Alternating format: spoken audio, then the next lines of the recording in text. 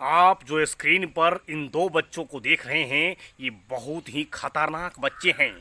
और देखिए, इन्होंने एक कुत्ता पाला है और उस कुत्ता को पालने के लिए इन्होंने दूसरी माँ का व्यवस्था किया है और उससे दूध पिला रहे हैं। देखिए किस प्रकार से सरासर अत्याचार इन बच्चों के द्वारा किया जा रहा है।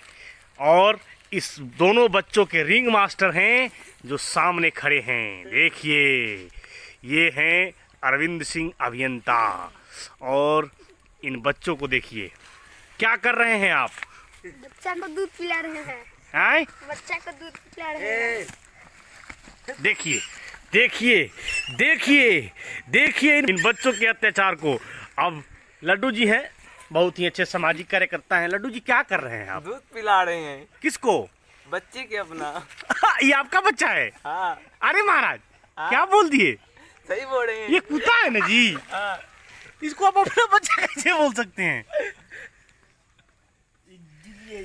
तो ये गांव का देखिए, जिली वो भी बेचारी बड़ी आराम से पिला रही है। जिली क्या नाम है सर इस? जिली जुल्ली है ये। अच्छा अच्छा, ये क्या हो रहा है? ये क्या हो रहा है? फीडिंग हो रहा है। Okay okay.